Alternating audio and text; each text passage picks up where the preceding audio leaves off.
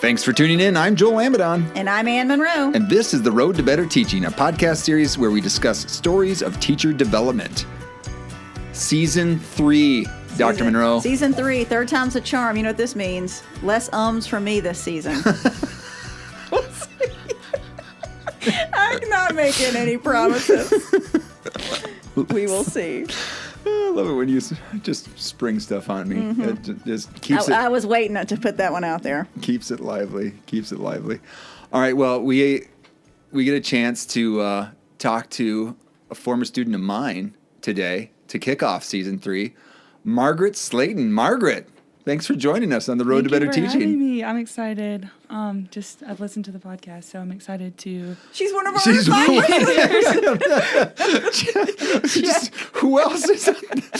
Are they outside the door? Oh my fantastic. goodness, it's fantastic. All right, Margaret. Sorry, you got us.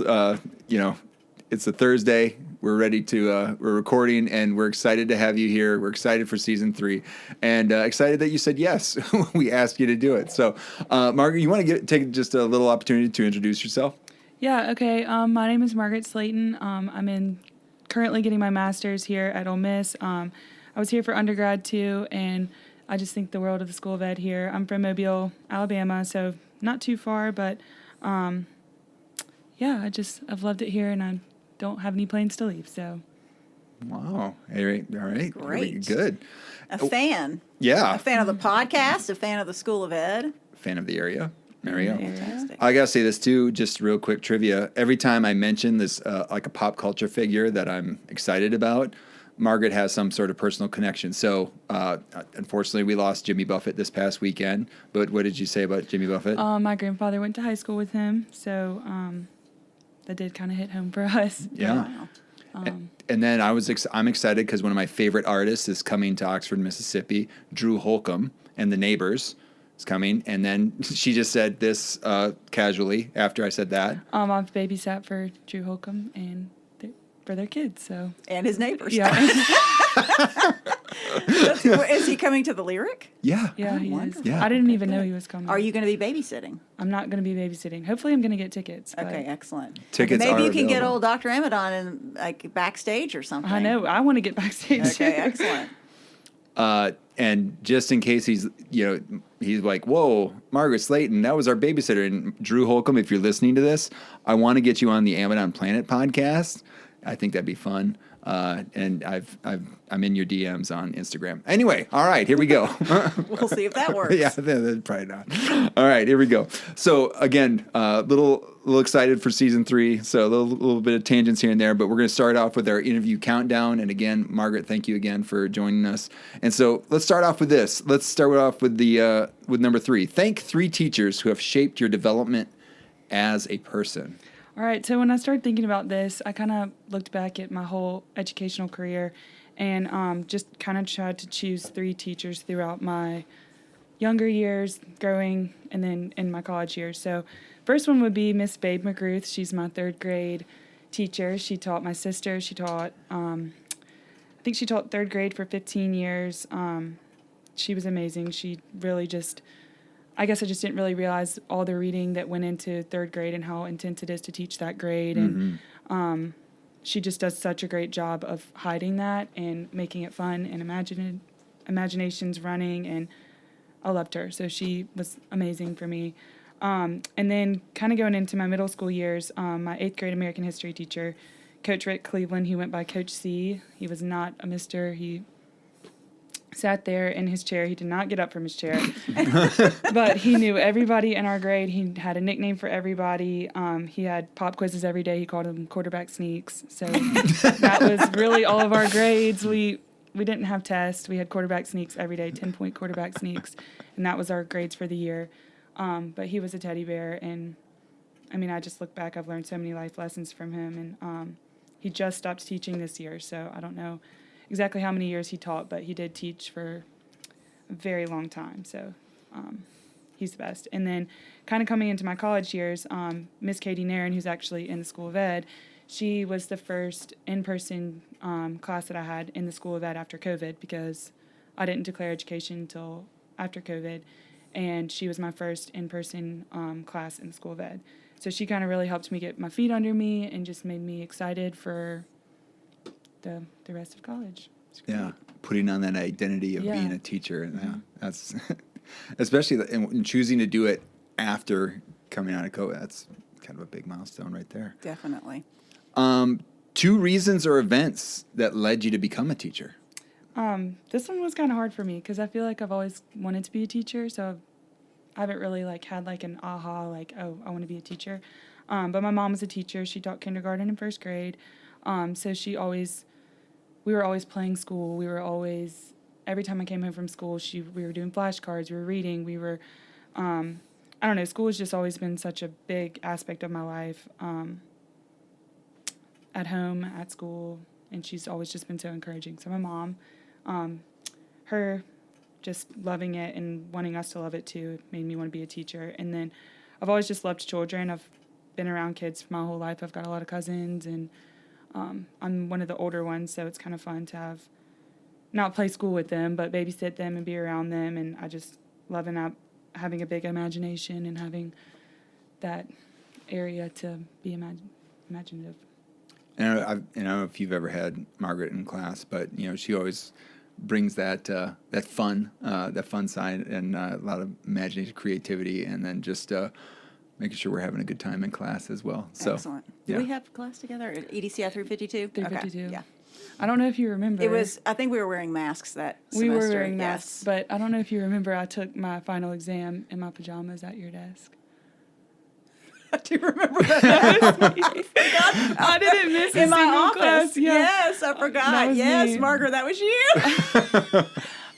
I didn't miss a single class, and then I that's remember great. waking up and I was like, "Oh my gosh!" Of course, the final exam. I did not miss a single class in the final exam. Did someone call you? And somebody called me. I think it was Kate Taylor Wilson or one of them, and they were like, "Where are you?" And I like just shot up out of bed, and I came here in my pajamas, and I took my final exam sitting at Dr. Monroe's desk. I think did we have class and room in Guyton 115 that year? We did. Yeah, I remember that. And you showed up at my door. It was right after. I mean, you got there pretty quickly. I did get there because we were already done, but you were like, "I'm here." Yeah, I think I totally remember that. Yeah. Not my finest moment. That's okay. You got it Hey, done. but you gave me a didn't moon pie when I left, and I just made it better. you? You know, third grade teachers. Yeah, Like what yeah. you said, that's what I did, and so we know how to do things. Difficult situations that always end in a moon pie. It's fine. okay, sweetie. Have yourself Totally a moon fine. pie. Don't worry about it. You're here now. Those are from Chattanooga. Love those PJs. All right. Hey, this is great. All sorts of different stuff we're talking about Hilarious. today. All right, Margaret. So now we're going to talk about 1 mile marker on your road to better teaching. So replacing that mile marker, that moment of professional growth. So, what's your moment?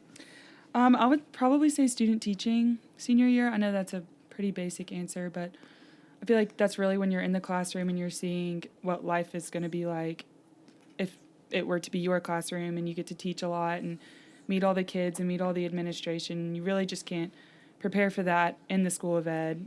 I mean, you can, but like actually being there and getting to talk to administration, and it's so much more than just, oh, you open a book, you look at the standards, you teach a lesson, you make a lesson, you teach it, you make a lesson, you teach it, now you test on it. So much more than that, and I guess you just don't really see that until you're actually in the classroom. And I was placed in Pontotoc, at Pontotoc Middle School, and I just loved it. They have such a great program there. All the teachers are great, and I loved everything about it. So what would you use to represent? Because, that is a pretty broad thing. So, like, what would you use to, like, point at something specific of being that, to represent that kind of growth moment? I think it's when you finally get to teach, like, a whole day by yourself. I remember exactly when I taught my day. My teacher, her daughter was sick, and she didn't come in, and I was just kind of like, Here you oh go. gosh, like, here's a packet of stuff, and I just was there. I was on my feet all day, which I was on my feet all day pretty much the whole year, but just when all your kids are looking at you, and you're like, oh gosh, I mean, I really have to know what I'm doing. And It's a different type of pressure. yeah, and it's a different type of pressure, yeah. and a different type of learning experience too. I mean, wasn't expecting it, and I think that's why I learned the most from it. Yeah. So I could even think of a couple of things. Like one could be that, like a picture of that packet, like sitting in front of you, or it's even like the text message, Margaret, I'm not coming in today. That's the artifact to put in the That's right. portfolio to Yeah. represent what I liked, what you said, Margaret, was what life is going to be like. You said it's the whole student teaching experience because it's what life is going to be like, which I love that way of thinking. This is a new way of life. And you growing up around with your mother being a teacher, and I grew up with my entire family being teachers. It's a way of life. It's what's talked about, at night. It's what's talked about at family get-togethers. It's just the way you live. It's who you are. And I think teaching is one of those professions where it's not what you do, it's who you are. So you're the teacher, and you probably experienced this with your mother growing up. You go to the grocery store, and she sees her kids. She's the teacher at the grocery store. Right? She's the teacher everywhere. So it's what you do. It's not, it's what you are, not what you do. And it's what life is going to be like, which I just absolutely love that phrase. But it is what life is going to be like. And you said it was like a different kind of exhaustion, in a good way exhaustion, right? You're on your feet all day. You're already on your feet all day, but now you're on your feet all day, and you're the one that has to be on. Right. Like a light switch, and you don't get to turn the light switch off till you get home. Right. And so it's a whole different, level of being on. So why was that, that day, why was that day important to you in your growth as a teacher? I would say that it just it was like one of the first days of spring semester, and the first couple weeks of going every day from 7 to 4 every day, and it just kind of clicked, and I was like, gosh, I'm here. They look up to me, and they trust me, and the school trusts me enough to be in here by myself. So it was kind of like I kind of felt relieved. Even though I was exhausted, it was like a moment of relief because I felt like they trusted me and I knew what I was doing. Yeah.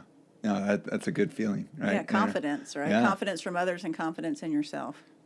Yeah, it's like we talk about like putting on that identity of a teacher, but then it's like putting on the identity and it fits, like That's right. and also too, it's kind of cool. And Dr. Monroe and I have seen this, like when we see these folks that we've had before, and then they're in their final semester of senior year, where they're basically you are acting as a full-time teacher, and you can see there's a little difference. They got the little swagger, maybe a little coming in oh, I got some papers to grade, and just talking about how things that you're dealing with in classrooms, and just talking like teachers. And it's that's cool. It's almost hey, here's the point where I was fully put that identity on. Take on the mantle. Yeah. Of that, yeah. It's also interesting too because I look at the students that are starting student teaching right now, and they just go twice a week, and I'm like, I don't even remember what it was like to go twice a week. Once you start going for a week, every day in a week, you're like, oh gosh, I don't even remember what that was like. I wasn't even a part of I was part of the classroom, but you have no idea what going every day is like until you start actually working, and you build that trust, and it's fun. Yeah. Teaching is fun. It's it's a blast. Yeah. School's a fun place to be. Mm-hmm. Yeah. Good energy. Mm-hmm. So thinking about this mile marker, how is it important to the field? So that's where we tie this into standards, some of our in-task standards. And so I don't know, if you think about that, you think about what kind of standards, and I know Dr. Monroe and I have a copy of them as well. And I know the idea of, I think it's the professionalism one, where it's taking responsibility, one, collaborating with other professionals. So your cooperating teacher said, hey, I can't come in, but yeah, I know that you can. We've communicated enough. The routines and everything. You can handle what's next. And also too, there's something about taking the responsibilities on for the learning of your students. I think that's the last standard, maybe. Yeah, standard 10 is the leadership and collaboration standard, where part of it talks about seeking appropriate leadership roles and opportunities to take responsibility for learning. And that's why when we have our student teachers go out, and like you were saying, it was your time to take over all day, every day. It's you taking on that mantle, you taking on that responsibility. And that's what you're talking about that day that it was your turn to, even though you were Yeah. there all day before that, it was that day that it was all on you. And that's definitely, I think, relates to Standard 10.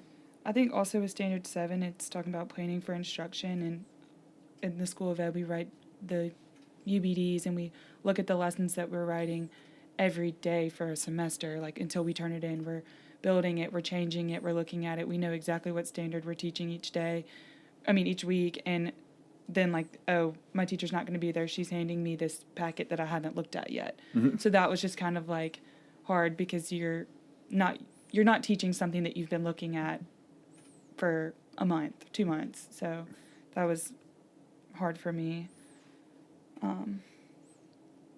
But a growth moment, right? A growth moment, Because for sure. like that's kind of how it goes. Because you're not going to get, the amount of planning that we do into the units that we're asking folks to hand in. You're not going to get that. No, you have to rely on those other skills you've sharpened: classroom management, multitasking, knowing how to communicate, clear directions, all those things. You kind of lean on those when you're not exactly sure what the plan's going to say. Right. So. Yeah. So now also when you think about your pocket-sized philosophy, okay? So we asked people to kind of come up with a, philosophy statement that's 1 or 2 sentences and seeing like, well, where are we sitting with that right now? So what's your pocket-sized philosophy statement, Margaret? It's to provide a classroom environment that encourages students to strive to be better learners. All right. Oh, nice. So how is this moment connected to that philosophy statement?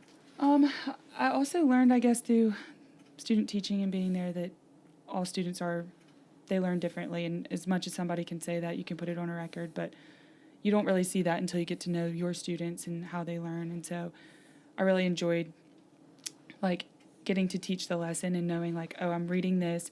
This is the narrative paragraph that we're having them read today, and I know student A is not going to be able to read this.